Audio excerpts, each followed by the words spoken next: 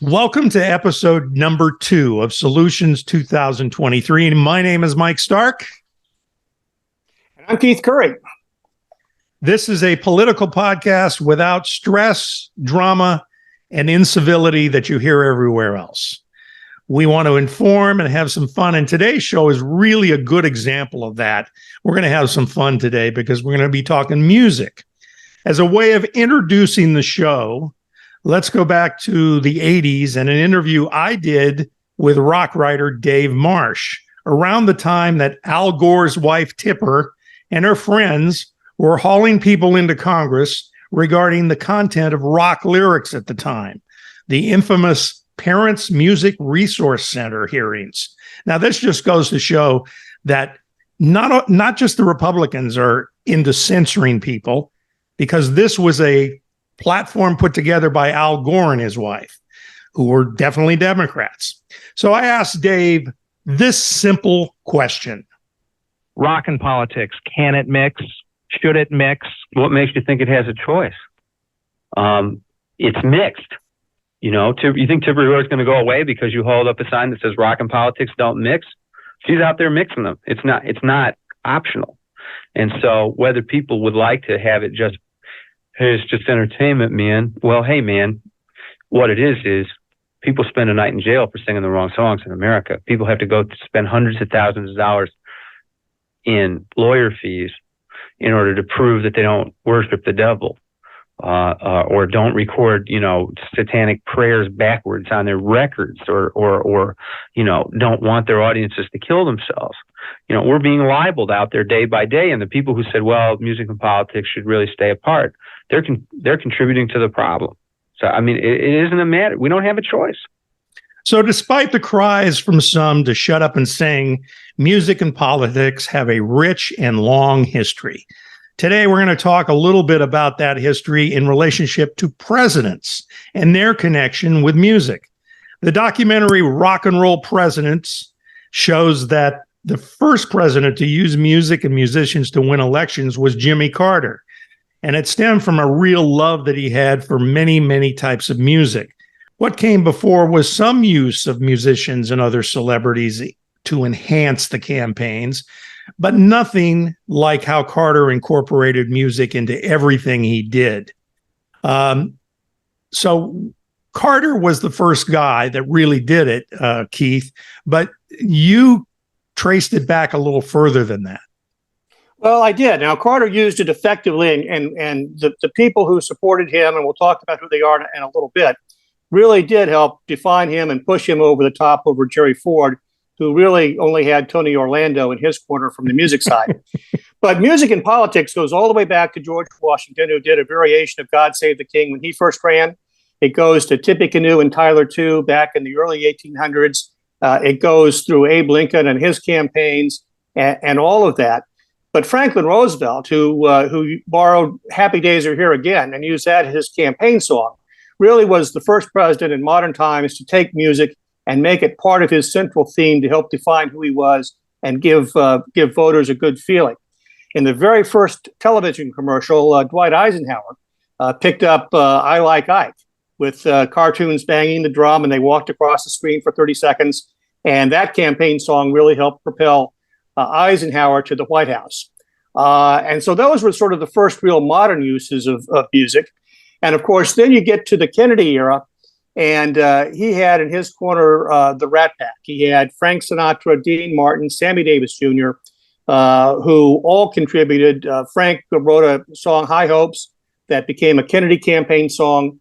They were all in on the campaign, and in a very narrow election, helped push Kennedy over Nixon. Now, it should be remembered that back in 1960, there was some very significant black support for Republicans. Lionel Hampton, Jackie Robinson, even Martin Luther King were all prominent African Americans who were supporting Republican candidates at the time, mostly because of Nelson Rockefeller. As governor of New York, Nelson Rockefeller was a major funder of Martin Luther King's organization and helped use Jackie Robinson as an advisor, and was very active in pushing the Republican Party on civil rights issues.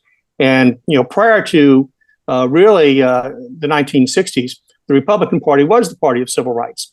And that changed after the Kennedy assassination and Lyndon Johnson with the Civil Rights Act, and those black leaders sort of fell away from the party. But, there was sort of, that was the dichotomy. You had, some very significant black national leaders. You had the Rat Pack for the Democrats. Kennedy won the election and sort of moved on from there. It should be noted also that the reason that the blacks left the Republican Party is a lot of Dixiecrats, which were mainly Southern Democrats, left the Democratic Party with their racist ways and went to the Republican Party, right? Well, there was a great transmigration of Southern Democrats to the Republican Party and Northern African Americans to the Democratic Party and Southern whites to the Republican Party. That was going on at this time. It was a time of great national transition and turmoil, frankly. Sammy Davis Jr. perhaps embodies this the most because Jack Kennedy was actually the last Democrat to run a Southern strategy. And Joe Kennedy barred Sammy Davis Jr. from participating in the inaugural. He leaned on Frank to force Sammy to postpone his wedding to Mae Britt because he thought that would be a problem. Sammy actually performed at the Los Angeles Democratic Convention and was booed by the Alabama delegation. Oh. And so, and then, of course, after he was elected, Kennedy moved away from Sinatra, refused to stay at his home in Rancho Mirage. And that resulted in Sammy Davis Jr. ultimately moving over and supporting Nixon, and Frank Sinatra and Dean Martin ultimately supporting Republican candidates, most notably Nixon and Reagan. So Nixon did get the Rat Pack support, basically, from the Democrats. Well, he did. I mean, the migration worked both ways.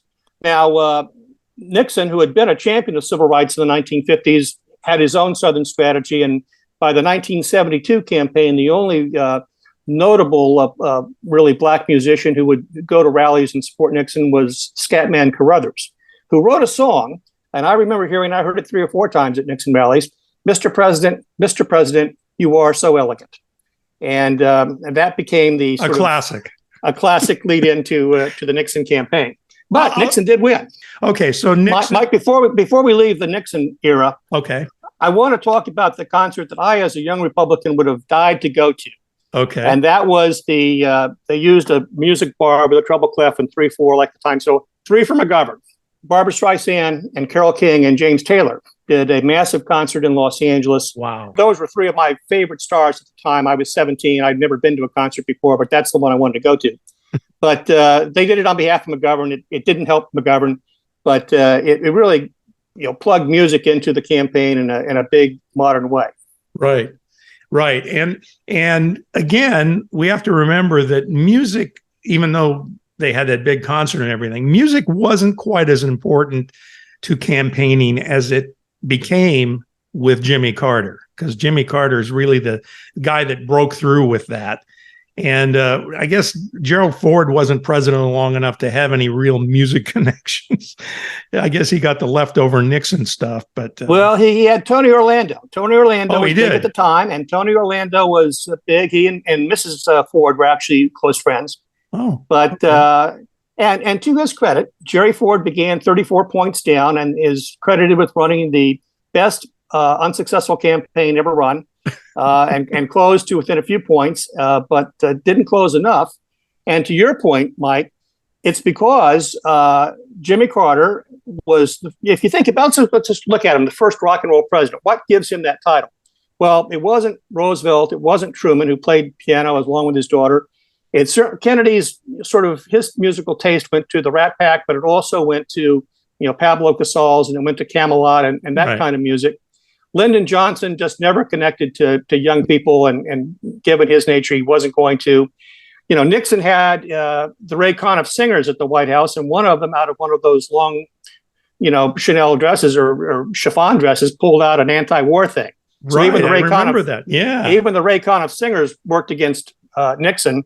Ford had Tony Orlando, so the path was wide open for a candidate to use the rock musicians of the time, and he did it very effectively with the Allman Brothers and Jimmy Buffett and Willie Nelson.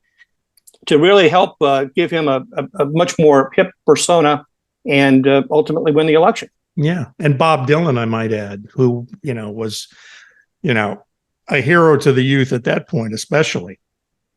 Okay. So we had Carter. And again, we talked about this. Allman Brothers were a big part of that. They played a lot of benefits for him. So they actually raised money for him as well. So not only did he have the hipness of the Allman Brothers, he was getting some cash from them. Yeah, and that was really kind of Sinatra and Dean Martin and Sammy Davis Jr. did a fundraiser in 1970 for Ronald Reagan when he was running for re-election as governor. And so it had been done before, but it had been done in a black tie banquet kind of context, right, not really in a concert venue the way that Carter was able to do it. Right. So then Ronald Reagan came in and he got the Rat Pack back, right? Basically. He did. And, you saw, Frank, and he vacationed at the Annenberg home and saw the Reagans every New Year's and became friends and actually produced the Reagan inaugurals both in 1981 and 1985.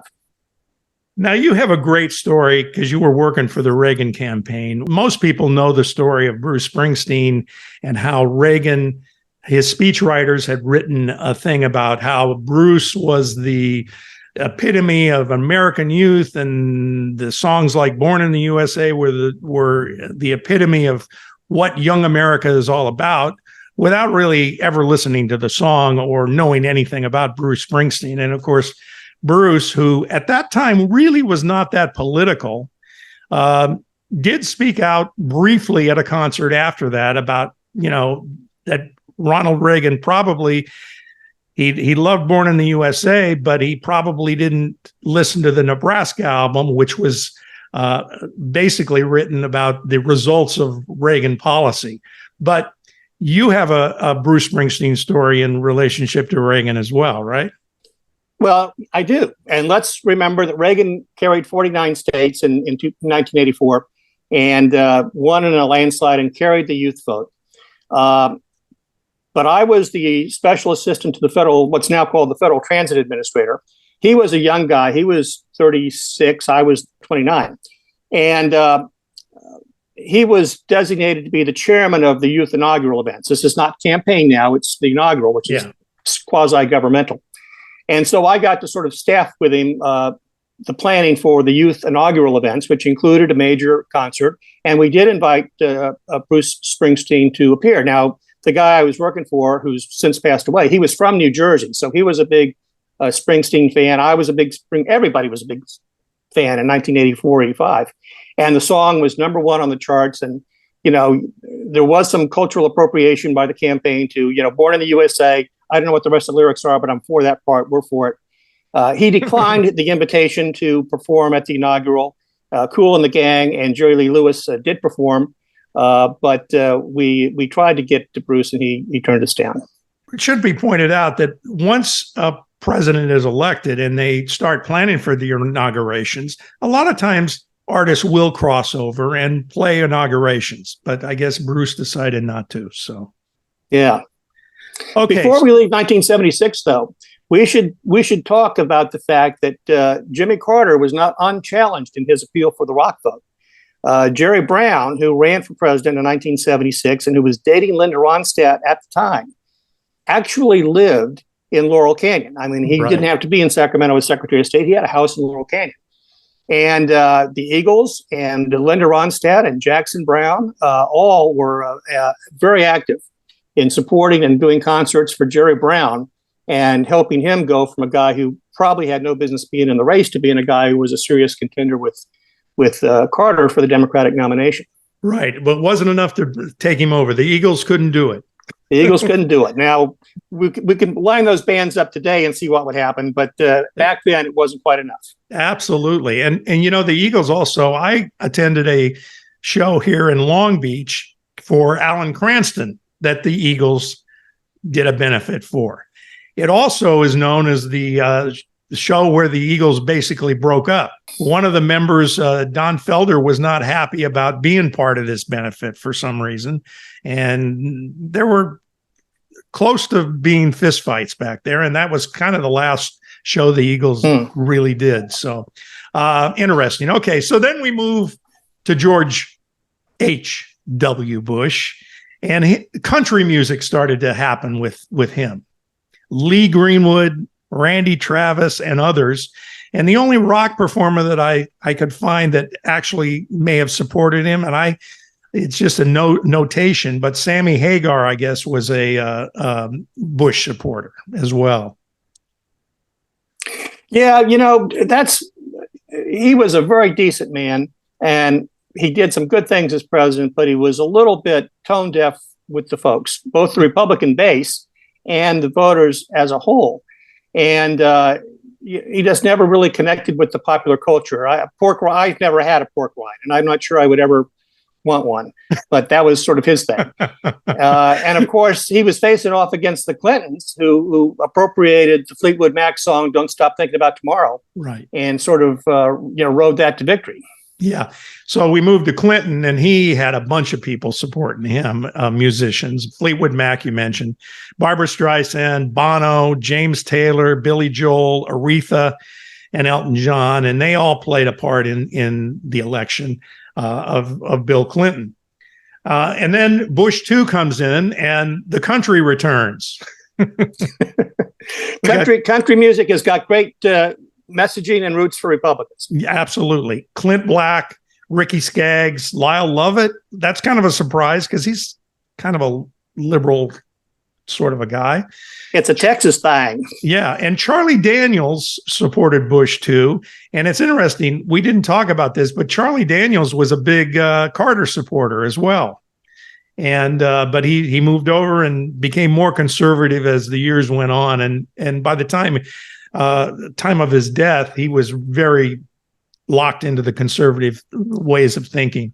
Then we had Obama, and everybody in music loved Obama. And a lot of the black artists as well, Jay-Z and Beyonce, Springsteen, of course, Dave Matthews, Sheryl Crow, and a bunch more. So we know about that.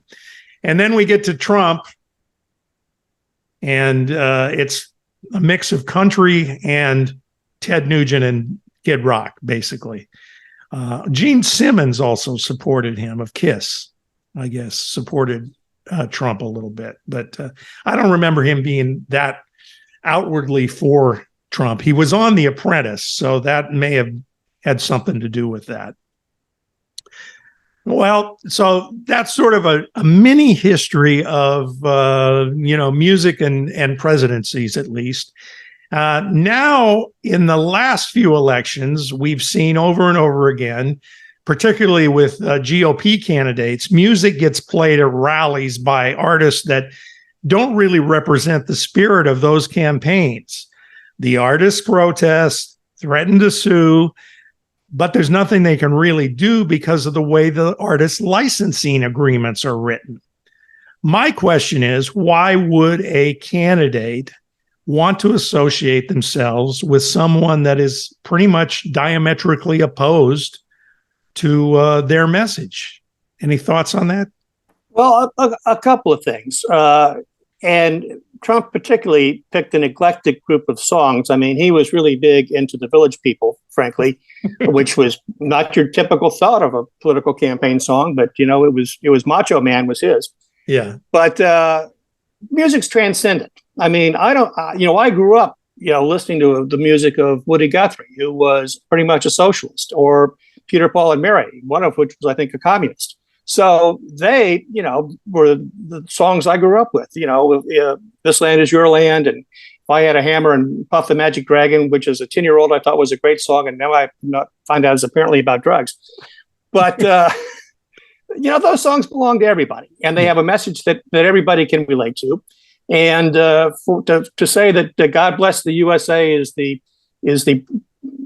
owned by the Republicans and Democrats can't like it or relate to it, or vice versa with Happy Days Are Here Again. There's something wrong about that. Music is just music. Now, it's to your advantage as a candidate to get permission so you keep out of these little spats with the musician who turn around and you use that music to enhance and reinforce your message. And when the musician says, you're stealing and appropriating and using it incorrectly, that steps on your credibility as a candidate. So smart candidates try and avoid that. Right. Sometimes more successfully than others. Briefly, we want to talk a little bit about the latest songs by Jason Aldean and this new up-and-coming guy, Anthony Oliver. You have any thoughts on either one of those songs? So I had never heard the Jason Aldean song until last week, and we were driving around in Wyoming and Montana, and from a station in Idaho, we heard it half a dozen times during the course of the drive around. And, it speaks to the anger and it speaks to the resentment of people who read the news and say, what's going on in the country. And it's not new. I went back and listened to some Toby Keith songs today, and right. Toby Keith pretty much writes the album for Republican resentment, and they're pretty good songs. But that's what happens. Now the guy in Virginia is curious because he wrote a song about rich men north of Richmond, which everybody assumes to be Washington, and there was a reference people thought was a welfare reference that he's denied. And he's not really part of, or doesn't want to be part of, the conservative music scene. And I think he's still trying to find himself. Yeah. And I think he's still trying to define what his music really means. But again, people take it and it reflects back on what they want it to say, and that's what they hear what they want to hear. And that is that's the magic of music. If we're just going to break it down to that, without a doubt. Now, let's talk about the real magic of music, because we lost Jimmy Buffett this last week. And here's a guy that was as liberal as they come in terms of policies and everything, but he garnered a real conservative fan base over the years. Now, I'll talk from personal experience first. I saw Jimmy Buffett years and years ago, prior to the Parrot Head thing, and he was a singer-songwriter, and he wrote some absolutely beautiful songs and so on. And maybe I wasn't paying attention or whatever, but as I would attend Buffett concerts throughout the years, the texture of those shows, the feel of those shows changed quite a bit. They were less introspective and more party bud. And I still went to the shows. I love Jimmy Buffett and everything, but the essence of the original singer-songwriter that I loved was kind of gone at that point for me. However, you were very involved in some of the stuff that Jimmy did with these Parrot Head groups, which I honestly loathed, but you can tell me about why I shouldn't loathe these, because they did a lot of good things, right? And are still doing good things. Well, they did. And, the thing, and I, like you, I went to my first Buffett concert in 1970 something at the Universal Amphitheater. And I went to my last Buffett concert in March in Palm Desert. And I don't know, a dozen in between, everywhere from Honolulu to Washington, D.C. And Jimmy's sort of transcended politics. His fan base moved with him from the 1970s, and he was 76, and most of his fans were in their 60s and 70s as well. Right. And that was reflected in the crowds. There was still pot smoking going out on the lawn in the amphitheater, but there was also a little Chardonnay going on as well in the seats. But they aged with him, and his songs aged with the group, and they became a definition of a lifestyle that people aspired to. And Jimmy may have been a liberal, but he was definitely a capitalist. Absolutely, and he built a great business empire around his lifestyle brand that's still going strong, and people liked his music. And when you're a musician in politics, or when you're a politician in music, you can be a jerk, or you can be somebody that everybody says, I don't like his politics, but his music's good. Right. And Jimmy was that kind of guy. He was not a jerk about his politics. He was what he was. He didn't try and hide it, but he didn't try and push it in your face and make you resentful about it. Right. And that kept his fan base whole. And after I left elected office as mayor, I became the treasurer of the Orange County Parrot Head Club. It's an active group, people 60s and 70s. And it raises a lot of money for charity. Our particular groups here are Ronald McDonald House and Alzheimer's, but there's chapters. It was started by a fellow in Georgia, and it's grown all over the country. There's chapters all over America that do charitable support. There is a Parrot Head Fund to support parrot heads who were displaced by the recent hurricanes in Florida. They were very active in helping the folks displaced by Katrina and the other disasters through the years. And it reflects a charitable frame of mind. A party with a purpose is sort of the motto of the clubs. Every year they do a big gathering called Meeting of the Minds, usually in Key West. This year it's going to be on the Alabama coast, where the trop rock singers come to perform, and sometimes Jimmy used to come. And you see folks from all over the country who share the similar love for Jimmy's music. And I'm pretty sure it's going to go on for quite a few more years. And it should be noted, Jimmy was very supportive of these groups once they got started. I don't think he really started them, right? They just sort of organically happened, if I understand right. And then he threw his support towards them, right? That's it. That's exactly what happened. They said, if we're going to party, let's party with a purpose. And I think one of the guys had a disease he was grappling with, and people gathered to help him, and that sort of blossomed into a national organization. Wow. Well, we're going to miss Jimmy without a doubt, and we're all raising a glass to him these days because he did bring people together. As you mentioned, there was plenty of pot smoking at his shows, but the conservative people turned a blind eye to that and let it go on, and there weren't fistfights in the audience. No. Yeah, so it was a great example of what music can be, and the healing process and the joyful process that music is all about. So, all right, is there anything else that's happened in the last couple of weeks that we need to talk about in terms of any sort of politics? Well, as we're speaking, they're having a hearing in Georgia to see about severing the trials, and then this just today. Judgment was entered in the second E. Jean Carroll case. He was liable again for his actions with her. So it's a drip, drip, drip effect. And on the other hand, he gets 60% in the polls. So Republicans are going to have to come to terms with a guy who may be in jail when the campaign gets to the ballot box, who's right now at 60% in the polls. In the meantime, the first lady's got COVID, and the vice president is wearing a mask, and he may or may not be able to go to India safely. And, the vultures are kind of circling him, not quite as many, but you can see him up there. So the country continues to head on a slow-moving train wreck, although it went a little bit more downhill this week.